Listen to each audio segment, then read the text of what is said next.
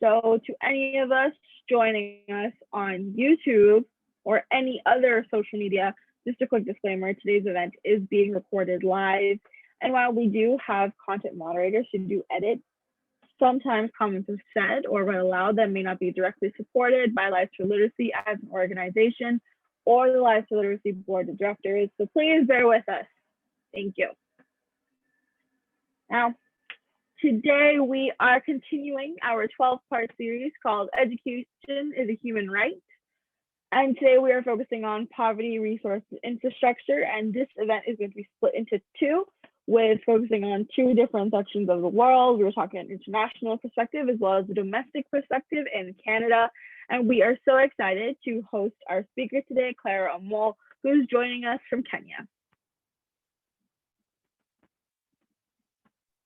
Thank you so much. Hi. And once again, to those of us who just joined, today's meeting is being recorded and it's going to be published on social media. So if you're not consenting to being recorded, whether it be your video or your audio, please leave your video off and remain muted for the duration of the event. And feel free to interact with us using the live chat function on Zoom. And this chat will not be recorded or published. You may remain anonymous by messaging Lives for Literacy on Zoom, and we will funnel your questions. If I sound odd, it is because we are experimenting with live captioning on Microsoft PowerPoint today. So I have to speak very slowly so everything can come out the way it should. Please bear with me. And today we may talk about certain things regarding to the COVID-19 pandemic. Lives for Literacy is not going to be your primary resource for educational material, modeling data, or safety guidelines at this time for your home nations. Your government websites, public health organizations, and trusted health officials are the ones that you should be staying in touch with for any information regarding the COVID-19 pandemic. Anything you hear is regards to lived experiences and sharing stories during this time. And before we begin today's event, I do want to quickly acknowledge the land that we are on. As we are based in Montreal, we would like to begin today's event by acknowledging the traditional lands in which we operate are the unceded territory of the Mohawk, a place that has long served as a site of meeting and exchange amongst nations. And I am coming to you from Peel Region in Ontario, Canada. So I would like to acknowledge the land in which I operate is the traditional territory of the Anishinaabe, Huron-Wendat, Haudenosaunee, specifically the Iroquois, Ojibwe, Chippewa peoples, and home to the Métis. This territory in which I live is covered by the Upper Canada Treaties. To those of us joining from abroad, or those of us in Canada who may not necessarily know why we do land acknowledgements, we at Lives for Literacy do them for three main reasons. First off is history and reconciliation, showing respect for the land and being a part of the movement towards reconciliation with Indigenous communities in Canada. Education, by researching our land acknowledgements, we learn about the ancient and traditional roots the lands we operate on are connected to. And accountability. By acknowledging the land that we live on, it offers us as uninvited settlers to reflect on how we got to this land and how we benefit from a lasting system of settler colonialism and other things. So a really quick overview of how today's meeting/event is going to be run. We just covered our quick land acknowledgement. We're going to go into the final welcomes from Lives for Literacy, a quick overview of why we are here and the Education of the Human Rights series as a whole. And then we are going to be hearing from Clara Omol, not Sharif Shakra. This is a mistake. And then we're going to run into our questions in closing. So a really quick introduction. Who are we? Who is this person that is talking to you and will keep talking to you for a while this morning? Well, hi, we're Lives for Literacy. We are a grassroots movement, recently incorporated nonprofit organization in Canada regarding the raising awareness for illiteracy and raising awareness to the beauty of education worldwide. As I mentioned before, we are based out of Montreal, Quebec, Canada. However, our team spans across the world and across Canada, and we are so excited to be here with you, working with you worldwide. My name is Sayan Prasad. I am the Vice President of Events here at Lives to Literacy, and it's my job to create these kind of cool programs and all of these wicked events to share with all of you and share information with all of you. Often enough, you'll see these certain slides where I want to hear from you all. There's not many in today's event. However, I do want to quickly hear from everyone here if you can use the live chat to quickly introduce yourselves and let me know where you are joining us from today. I'm joining you from Brampton, Ontario, Canada.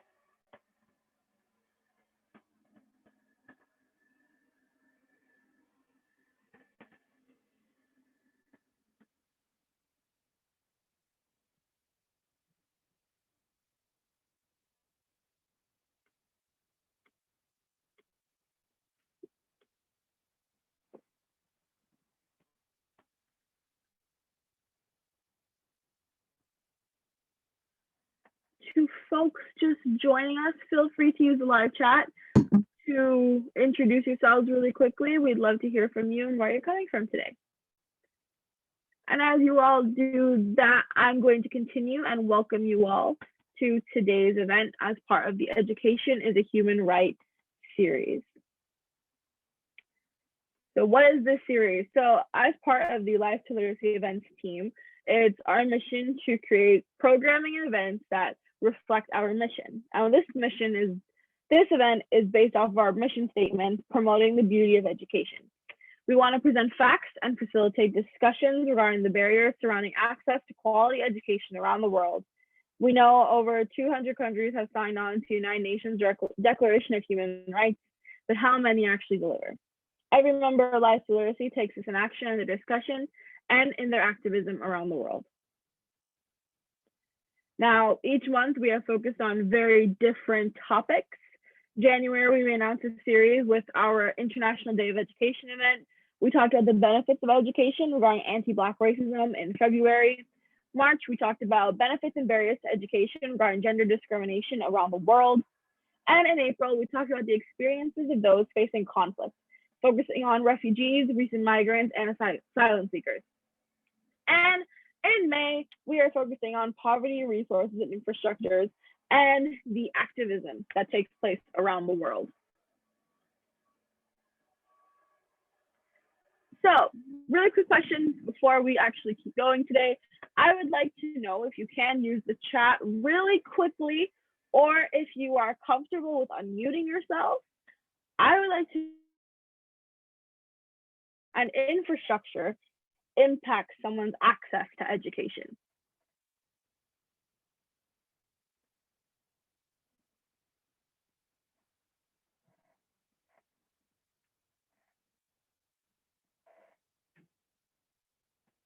No, take your time. And you all can continue thinking about this question and putting your thoughts into the chat as we keep asking our other questions. I will actually put this into the chat as well for now.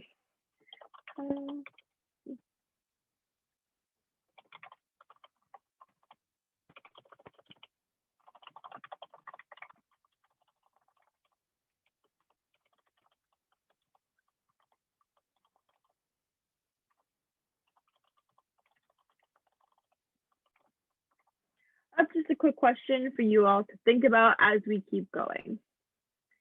And another question when we hear from our speaker today, Clara, we want to know if there's anything that you think of how to advocate for quality education. These are two major themes that we're going to hear from Clara today. And now I am very excited to kind of get a break from talking. And I'm going to throw it over to Clara. Are you here still, Clara? Yes, I'm here. I can't see anything. Okay, perfect. So I'm going to throw it over to Clara Omol, activist and founder herself, to lead us in a wonderful discussion this morning or this evening, wherever you are joining us from. And now I'm going to take a break. I'm going to turn off my mic and let you go ahead. And Clara, just let me know when you want me to click through the PowerPoint. Okay. Thank you. Thank you so much. Hi guys. Hi everyone. How are you doing? I'm so excited to be here. First of all, I just want to say thank you to Cyan for reaching out to me about this amazing event and allowing us to speak on this series. We're so excited and we're looking forward to having a nice conversation about education as a human right. Yeah, and I'll begin by talking about my journey in education. So we can move to the next slide. Yeah, so why did I choose to work in education? So for me, education has been more of not a career, but it has been more of a passion and a journey where I get to make a difference in a child's life. So for me, when I got into education, I had to create ways in which I could learn more and know what are the disparities in education and get to really learn about children and their needs. So I recently graduated with a bachelor's in early childhood education. So as an educationist, I got to have more insight on what is education and why is it important for all children to have access to quality education. So we can move to the next slide, please.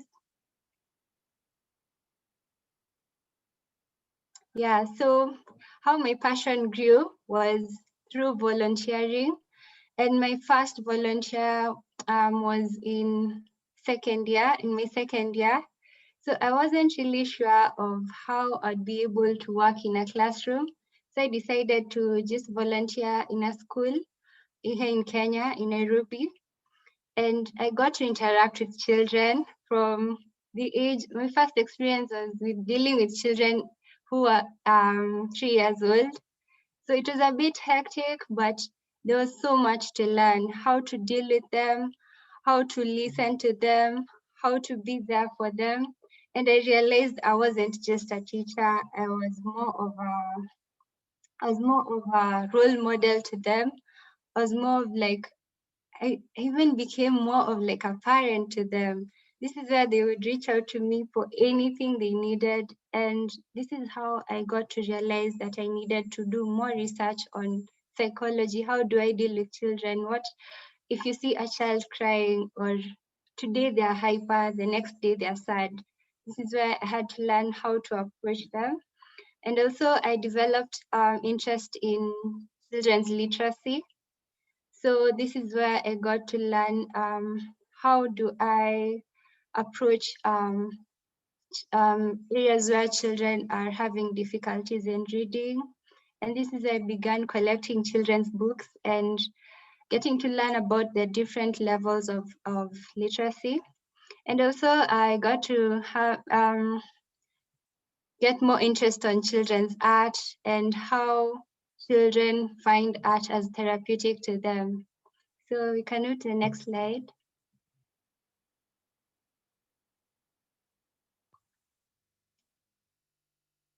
Thank you.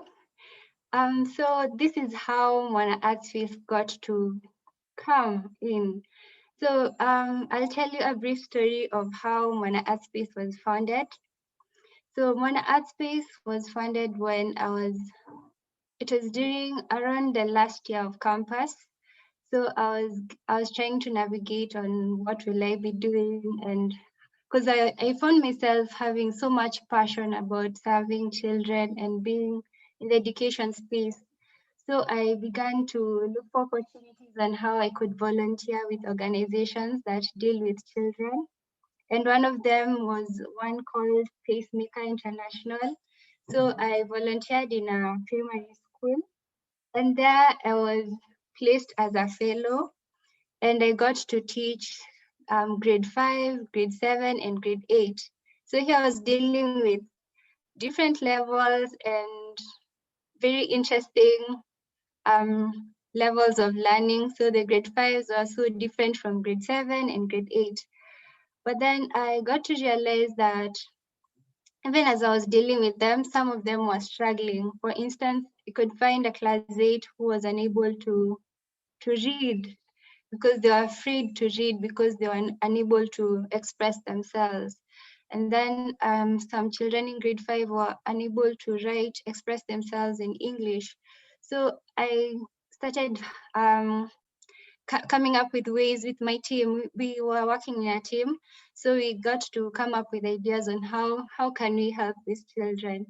So we came up with book clubs, and then there were also children who are so interested in art. Like during a lesson, you'd find a child drawing. It was a bit distracting, but I got to realize that I got to wonder why are they so interested in art? So I decided to start off an art project, and I'd like to acknowledge my team here as well. We have Isaac, who really helped me as we were coming up with the art project. So the art project, it started off as a club. So this is where I got to ask children from the whole school. So we'd go to different classes from grade 1 all the way to grade 8 and ask who was interested in art. And we got so many children signing up. And every day they would bring their art pieces. And funny enough, those who are not so interested in classwork were the ones who were more inclined to coming up with art materials, art pieces, and we got the idea where we can make them more interested in now education and learning. So as they were coming for art, we'd ask them to bring their questions. If they had a question in maybe math, they would bring them and we'd tutor them as well. So there was a way in which we integrated both art and education. So yeah, that is how the whole project came in. And after the whole fellowship, after it ended, I felt I needed to do more. And this is how I started Mwana Arts Space. And we began working more with Isaac. Isaac is my friend, who's an awesome friend who has been helping us through the whole project and coming up with art sessions. He's also an artist. So Isaac, you can say hi.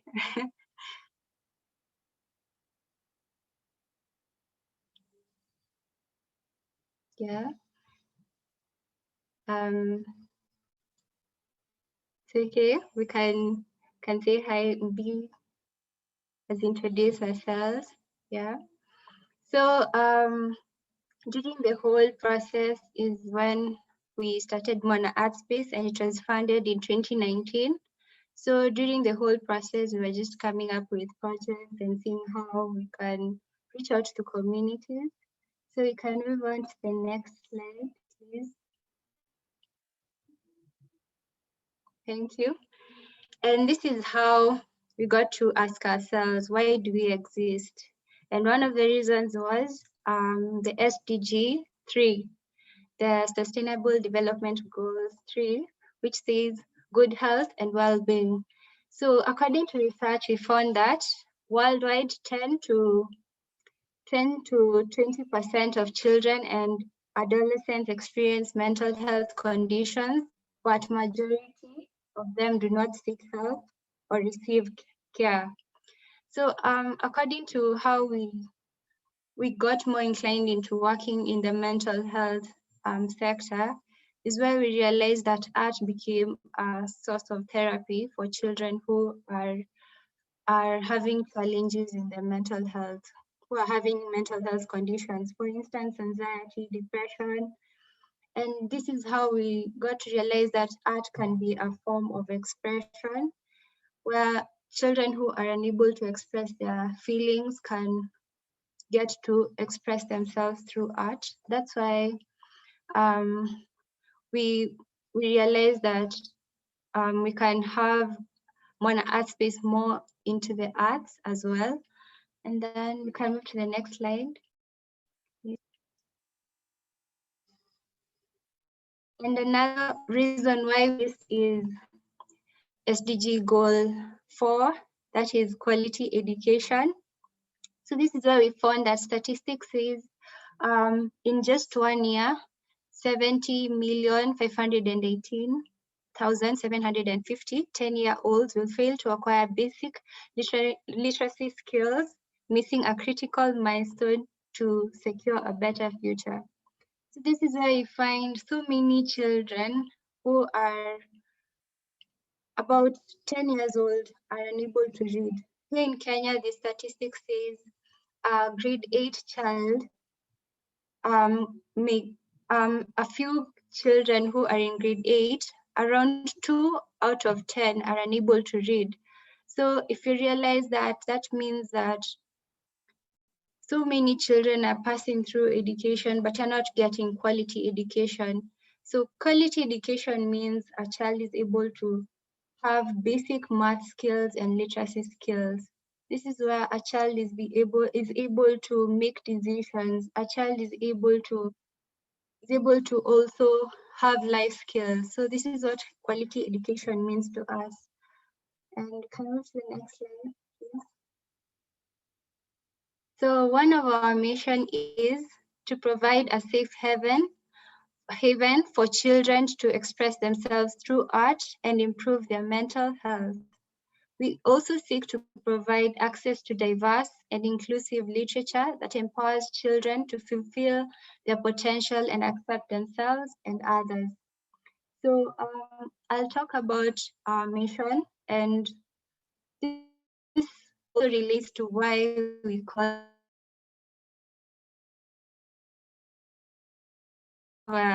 you guys. So in Kenya, Mwana means a child.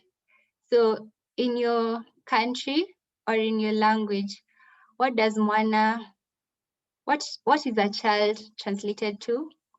Like in Kiswahili, Mwana is child. So in English or in any language, how do you call a child in your language? You can write it on the chat box. It would be really nice to know. Yeah.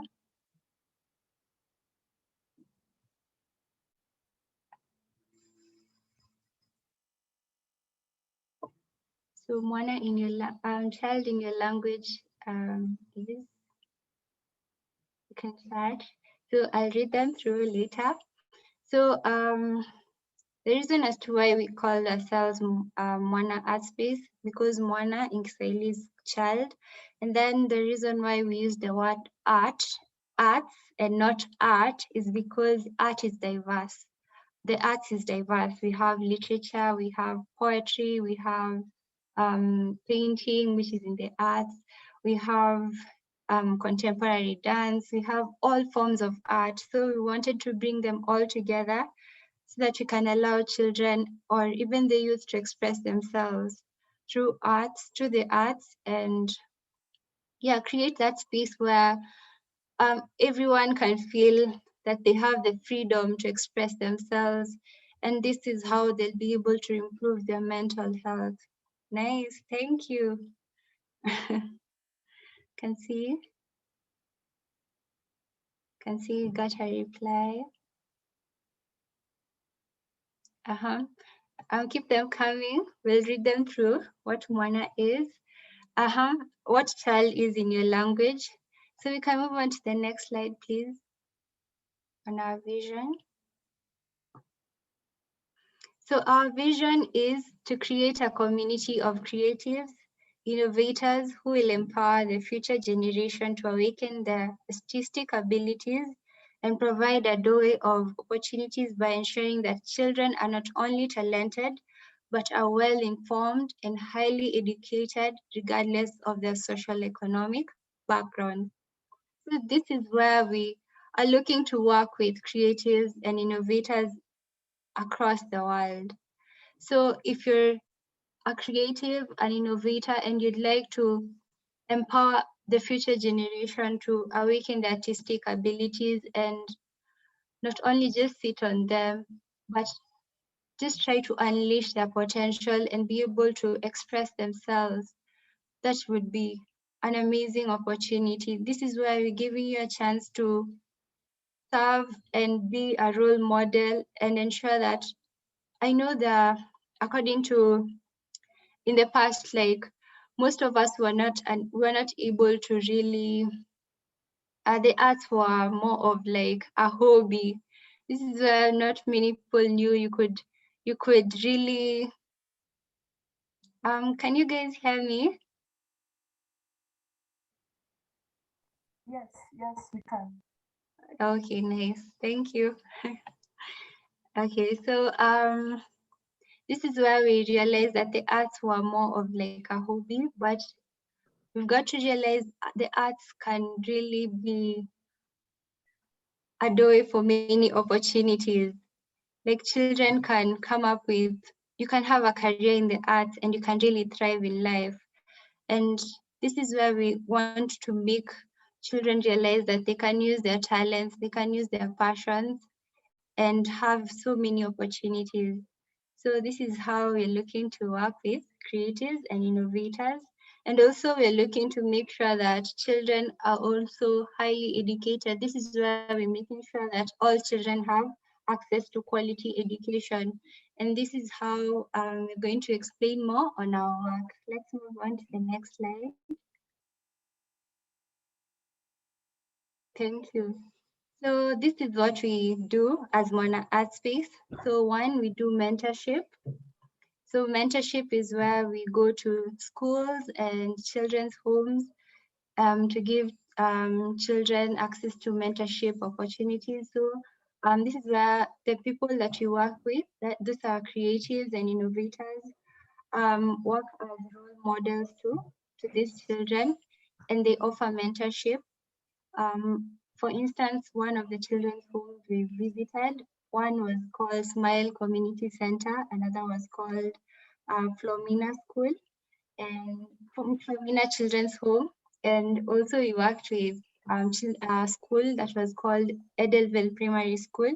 So this is where, even as we're doing these activities, the arts, we're learning, we're also mentoring the children and just uplifting them and giving them hope that they can be anything and they can really tap into their potential.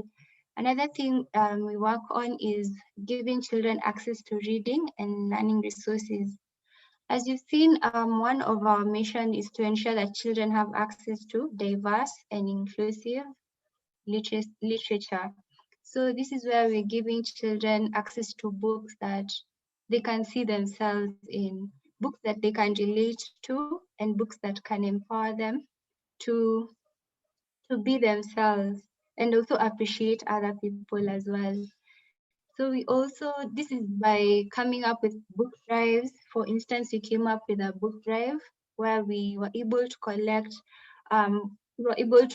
books from various donors, and we're so appreciative to everyone who has supported us. Amazing, thank you, Clara. This plan is underway. Thank you. And so we were able to come up with a book drive, and also we're also able to collect learning resources. For instance, we're able to get stationery, for instance, pencils, pens, just to give children access to these materials. That was mainly during the COVID-19 period when children were no longer going to schools because schools had to be closed down because of the pandemic. So we're giving children access to learning resources, also revision books where they can learn, they can continue learning. So that is what we've been doing currently. We've been having book drives and creative drives. And the other point is tutoring. So during the pandemic, most children were not able to continue learning because they lacked access to a teacher, because once you're at home, it's really hard to have someone to guide you through the syllabus or guide you through various topics in the syllabus. So one of the things we did, we had a group of volunteers where we went to a children's home and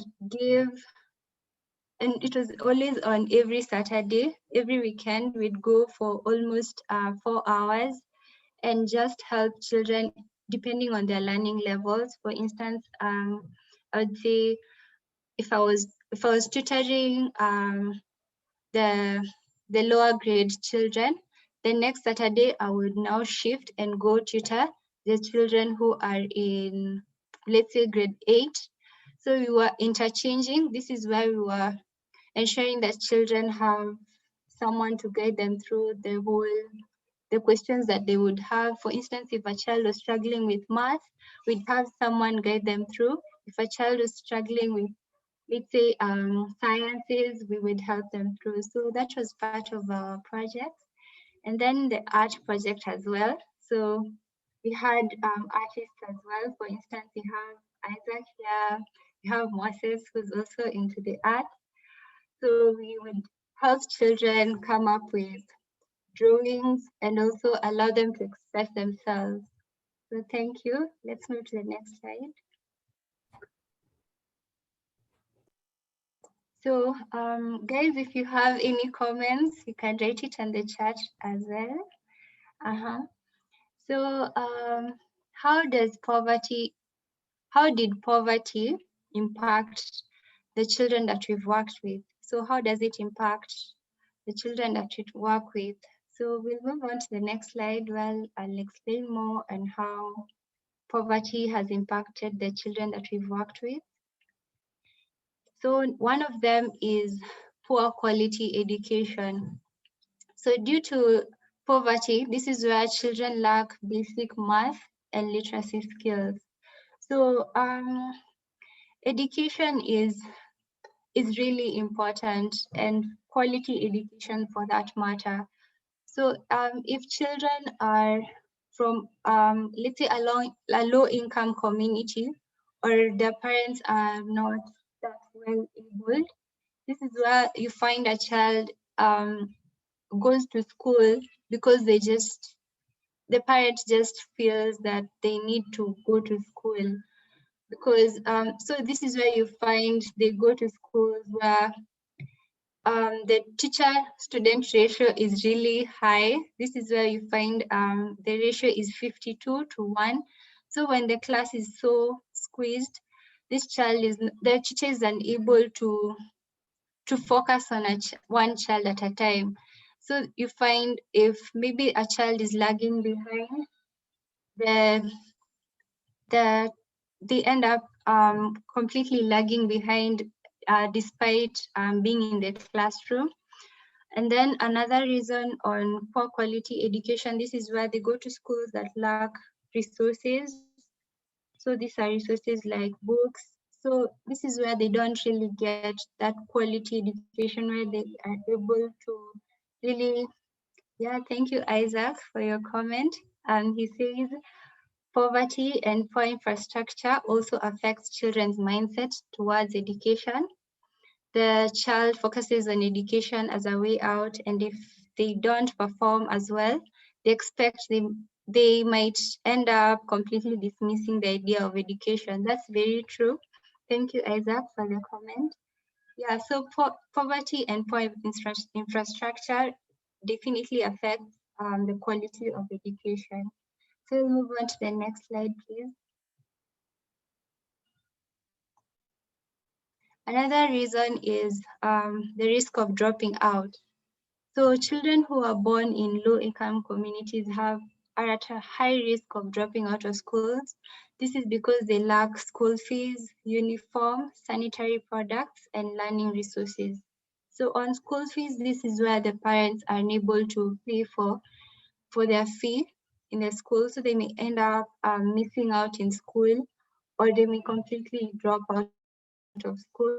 On uniform, this is where a child isn't able to be around the school vicinity. And then on sanitary products, this is where you find, this is for the girl child. So this is where, on research, this shows that 2 out of 10 children who are girls are more likely to drop out of schools because of lack of sanitary products. So if girls don't have access to sanitary products, there's high chances that they may miss out on school and they may eventually drop out. Another reason is learning resources. If a child doesn't have access to learning resources, they might lose interest in being in the school environment. So this is where they are at a high risk of dropping out of school. Another point, let's move to the next slide. Another reason that we've actually seen as Mwana Arts Space that leads to children in low-income communities being affected most is neglect. This is where parents are unable to cater for their children's needs. So it's mostly challenging for them to provide for their children. So they might end up neglecting their children. And this was seen when we were working with the children's homes. So one of the children's homes that we volunteered in, we had a mentoring session. So this is where we allowed the children to tell their stories on how they feel, and they really expressed themselves, and we got to realize that most of them were having that feeling of abandonment. So, and this is where we realized that some of their parents were unable to cater for their children's needs, so they had to let them transition into being into their children's homes. So this is how we've seen poverty really affect parents and how they are not able to cater for their children's needs. Another point, into the next slide.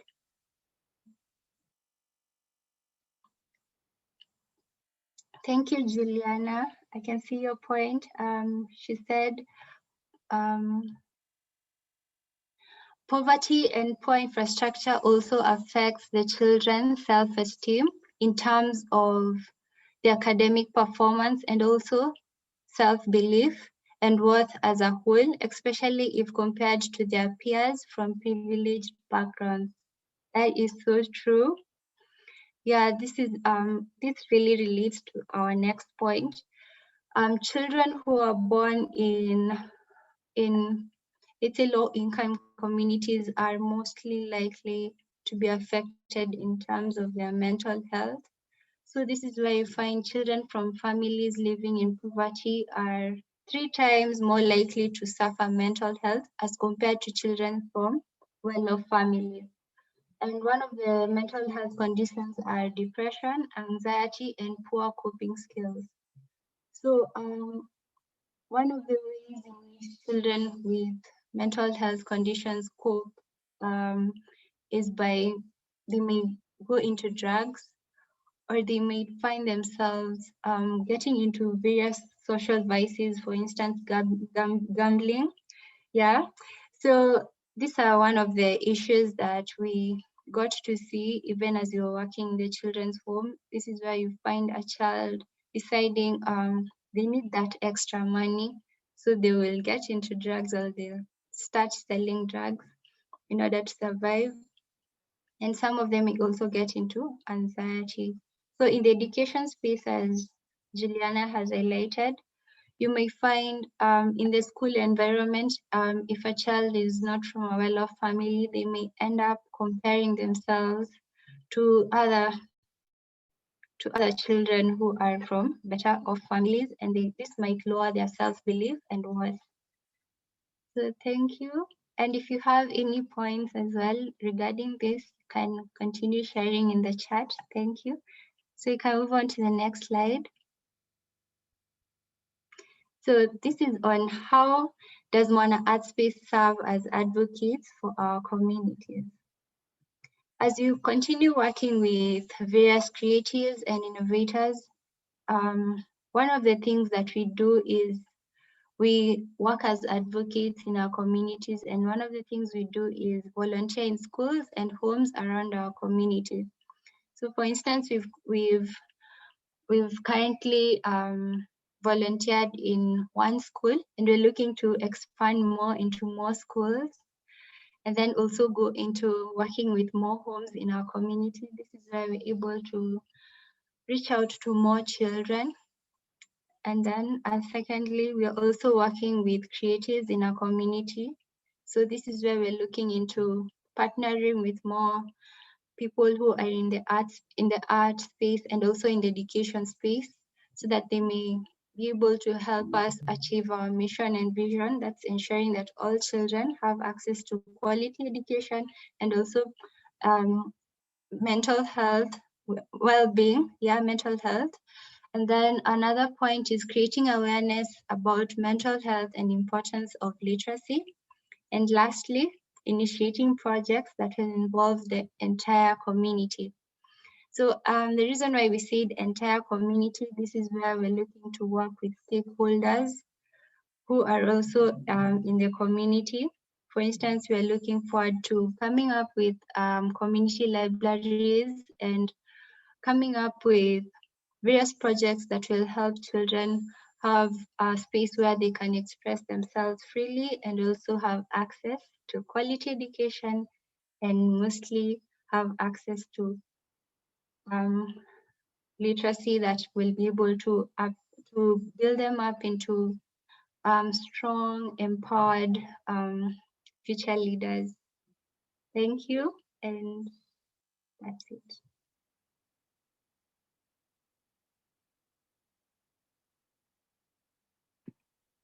Well, thank you, Clara, for joining us and leading us in that brilliant discussion. It's always so great to hear all the work that you've been doing. I know we've had you at past events. We had you at World Literacy Day at our first event, but we really didn't get to see all the work that you and your organization actually gets to do for children in Kenya. And we are so grateful that you joined us this morning.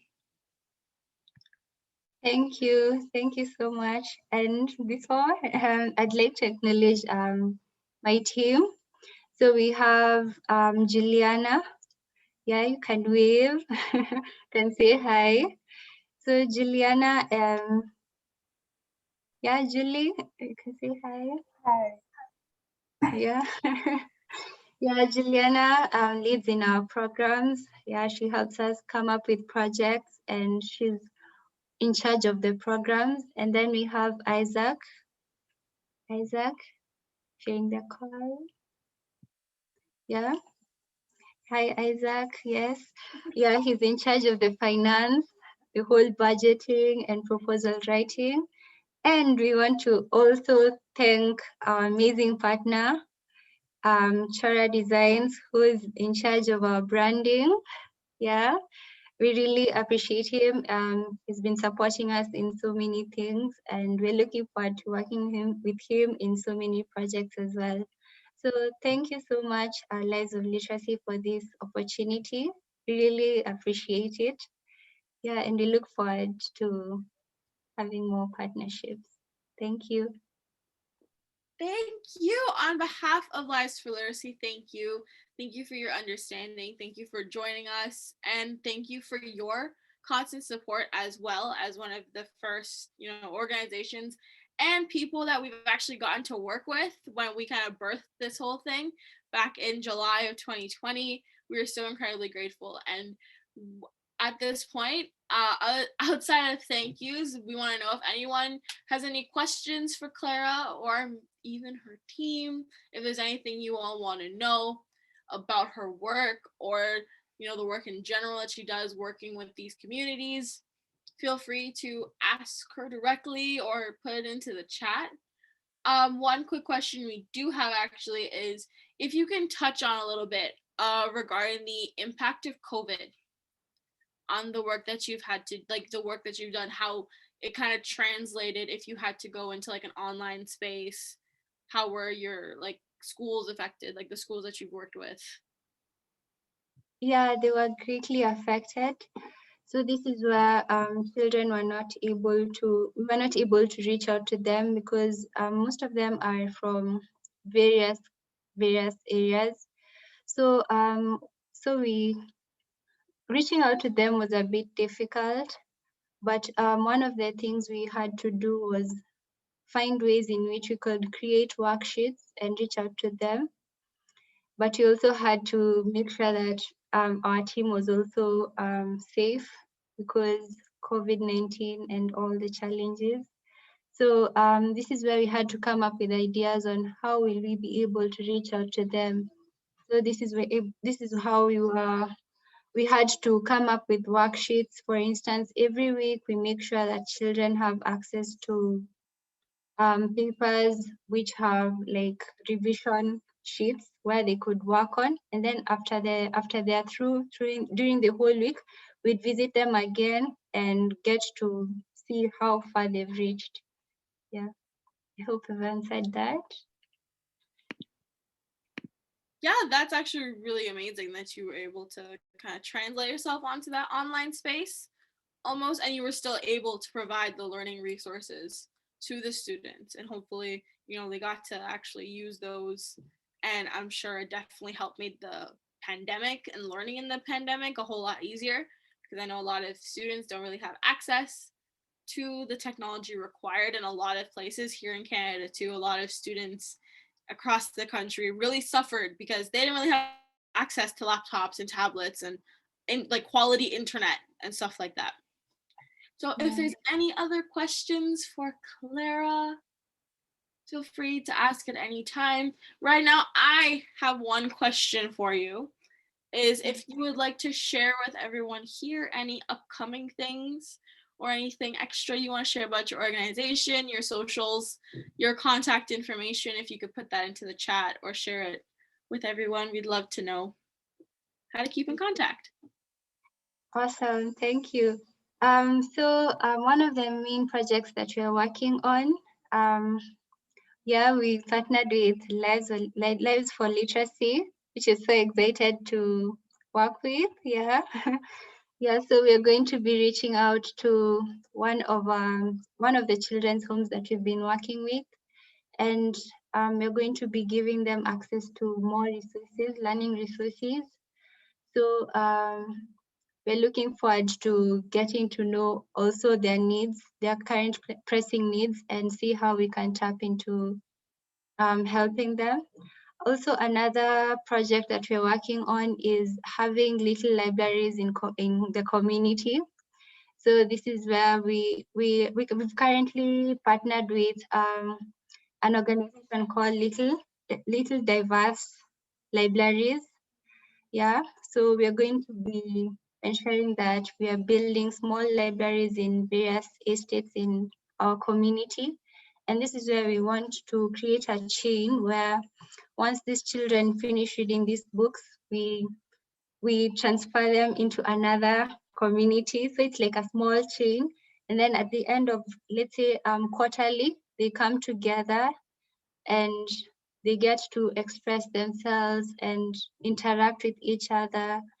It's like creating a small community where we're building readers and leaders as well. So that's one of the coming projects, and we look forward to partnering with anyone in the call. If you're interested, you can reach out to us, and our contacts are we can type it on the search.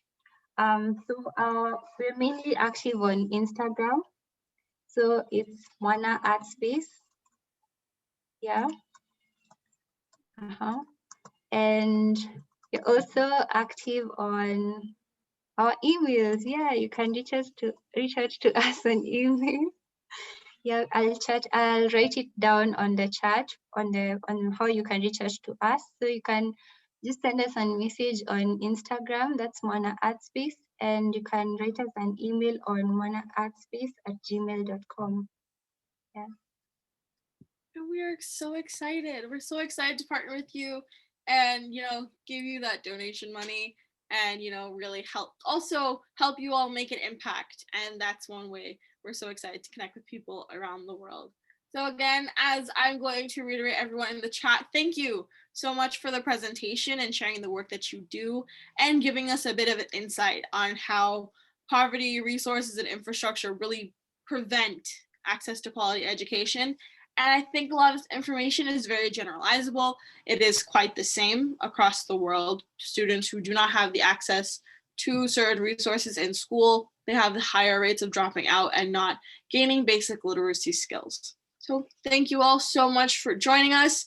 Now we are going to begin closing up and wrapping up today's event. Thank you all for joining us, and I would love to hear about if you all like today's event. So we do have a quick post-event survey here. If you can go check that out and let us know what you liked about today. If you would like to join us again for more events, what didn't you like? Things like that. How can we make events more accessible? We would love to hear. If you can just check out that link really quickly and let us know, that would be very appreciated. It'll take less than 5 minutes. And please stay in contact with us at Lives to Literacy, because we're always doing something. We're always cooking up something new. And our June events calendar has been officially announced in a way. So in the last week of June, we are going to be hosting a whole slew of events. On June 23rd, we are going to be hosting another mental health oriented event with mental health first aid counselor and professional, Sandra Roldan Pine. She is based out of Atlanta, Georgia, and she's going to be leading us on a discussion of understanding our mental health as students, as young professionals, and how to create better coping skills. On June 24th, Lives for Literacy is going to be celebrating Pride. We are going to be talking about our sexuality and understanding identity, and we have an amazing speaker lined up, so please stay tuned for more information regarding that. Oh, I'm sorry. Okay, if the file is not working regarding the post-event survey, please don't fear. I will be also sending another link out via email, and you can use it through there. Thank you for letting me know. And our last event for June, we are going to be taking a break in July and August regarding volunteer activities.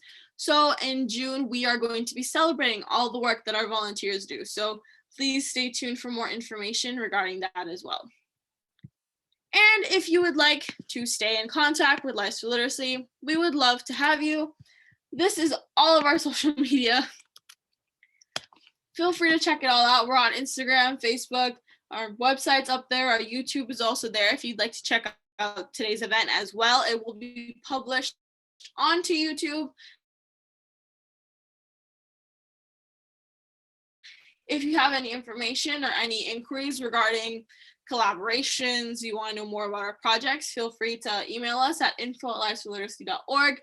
But if you want to talk about event collaborations, or you want to know more about events or the event programming at Lives for Literacy, you're going to want to talk to me. That's Cyan@livesforliteracy.org. Again, all of this information will be sent out via email to those who really want it. And yeah. But all in all, that wraps up today's event. Clara, thank you for joining us, and all of the members of Clara's team. It was very nice to actually meet some of you and actually hear your voices for the first time. I'm very, very excited and looking forward to us working together in the future and keeping in contact with one another. But other than that, it is 11:54 a.m.